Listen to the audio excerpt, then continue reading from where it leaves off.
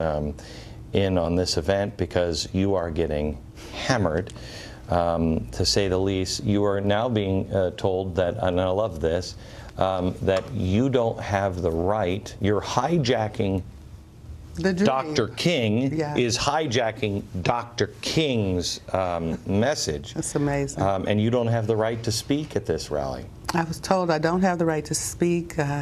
Vice President of National NAACP, and then there's some group, ENR, well, it was a reproductive choice group or something. Whatever. And they're saying that I don't have the right. Elveda King does not have the right to speak about Martin Luther King. She's hijacking the dream.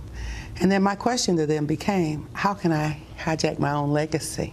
The dream is in my genes. There's somebody, and I have not brought in the other names of anybody else involved, because I know what they're going to go through if you know, give people enough time, and they'll just drag them through the mud. Yeah. How does it feel to, in a way, repeat in a very small scale the same kinds of things that you and your family, your father was killed, your uncle was killed. Right. What's this feel like to you? Well, it is disturbing, but I'm having to go back to the real principles that I grew up on: faith, hope, and charity. Not hating, but loving, praying for those who despitefully use me. My grandfather, Martin Luther King Sr., my daddy, Reverend A.D. King, my uncle, Dr. Martin Luther King Jr., real preachers who really love the Lord. And what people forget, when Dr. Martin Luther King Jr.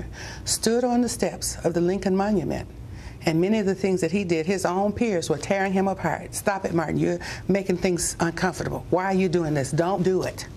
And so to hear that and to feel it, sometimes I can go back to how their faces looked. Because my daddy, my grandfather, Daddy King, my Uncle Martin, sometimes they just looked so serious. They were young men, and I can remember that. But they were looking so serious because they had to fight to struggle not to lose their love for the people who were attacking them. And now I'm in that position, and it's been very hard, Glenn. I'll tell you, this week, I had to really, I told people, I said, I gotta go and be by myself with the Lord, because I was really about to sin by being really angry and saying some really bad things. We have said on my staff before, we cannot hate, we cannot, don't let the Lord see that in you, because then he abandons you, he leaves you. He can't do anything for us when we're there. That's right, and it's difficult. I want to talk to you. How much time do we have here, Aaron? Okay, 30 seconds. Let me say, when we come back, I don't think that, you know, a lot of people are just a lot of bluster, because this is exactly what they said prior to your uncle's march, that there were going to be race riots and everything else, and there weren't. Right. And it was an amazing day. I want to talk a little bit about the difference of what it took to go to that march compared to this, but also the things that your uncle taught and your father taught about how to deal with that kind of vitriol around you, and why it's important to be different than your accusers. Back in a second. So this Saturday, we will stand arm in arm, shoulder to shoulder at the Lincoln Memorial Restoring Honor. With me now is Dr. Elveda King, niece of Martin Luther King Jr. She's also the director of African American Outreach for priestforlife.org, and she will be joining me in Washington, 8/28, that's this Saturday, at the steps of the Lincoln Memorial for our Restoring Honor rally.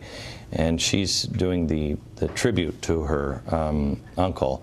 You know, we were talking about the difference, and America, nobody with half a brain cell is going to admit this on television, but I will, because it's true. I grew up in the whitest white little town in Washington State that you could possibly imagine. I didn't know anything about civil rights movement. I've learned more in the last year on the civil rights movement than I think I did my whole life. And I know people are afraid to, well, some people are afraid because, oh, the Black Panthers might show up or whatever. And some people think that's a big risk to come. You know what, let me tell you something. When you look at your father and your uncle, they, at times, you could see it in their eyes. They were afraid. Yeah. They stood as God with their shield, but they were afraid. And the people that were coming, nobody is getting onto a bus here in America and having somebody say, you go there, I will kill your whole family. Mm-hmm. That happened. Yeah. That happened.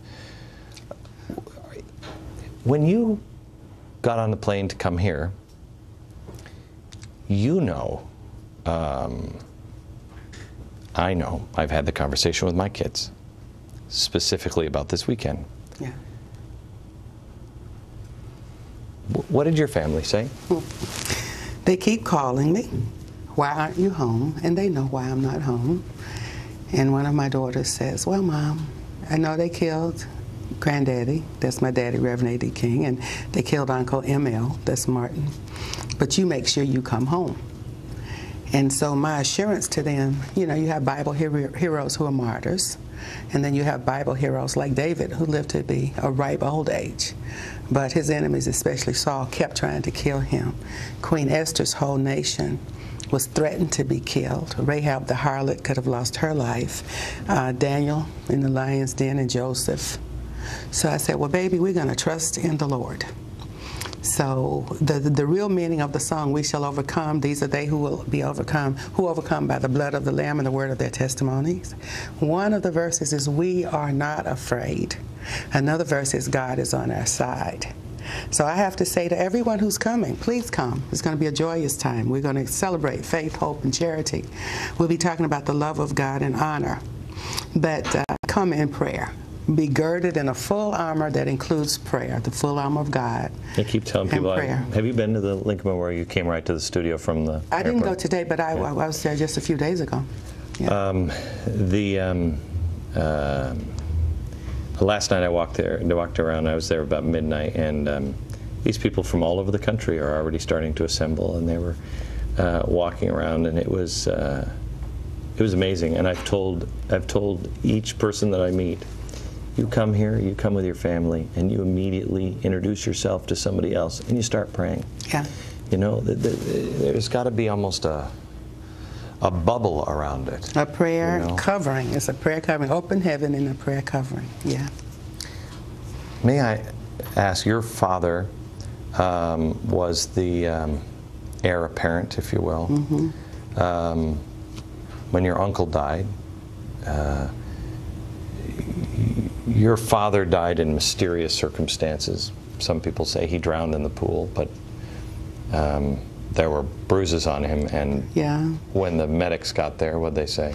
One said just out loud, and those heard him, they said, there's no water in his lungs. He was dead when he hit the water. So he was, you know, his home had been bombed, his church had been bombed, he had been physically assaulted, he had been jailed like his brother, and they were very, very close. It's almost, they've been compared to the Kennedy brothers. Right. Yeah. What does it feel like to have a family heritage? I mean, a family heritage of death for speaking your mind in America. That seems so strange. You know, that's our legacy, that's our heritage. We have to have courage, we have to be prepared. And that's why, to the naysayers and my critics who are saying right now, Elveda King has no right to discuss the legacy of Martin Luther King Jr. She's hijacking the dream. And I said, you know, I have a dream that's in my genes. How can I hijack me? I am an heir of the King family legacy. Isn't that part of the dream, though, that everyone has a right to dream? Yeah. Yeah, life, liberty, and the pursuit of happiness. And my uncle even said, black men and white men. And then he said, Protestants and Catholics and Gentiles and Jews joining together. If they remember the speech that he made, those were the kinds of things that he said. He wanted America to be restored. He wanted the bankruptcy of America, and that was a moral and spiritual bankruptcy, to be reversed. that cashed that check, insufficient funds check. He wanted that to be made good. So that's what I'm believing in, and I know that's what we're talking about when we say honor, respecting and regarding those who care about the least of these, who care about others, charitable thoughts and charitable lives. How can anybody hope and charity? How can anybody fight against that? I don't.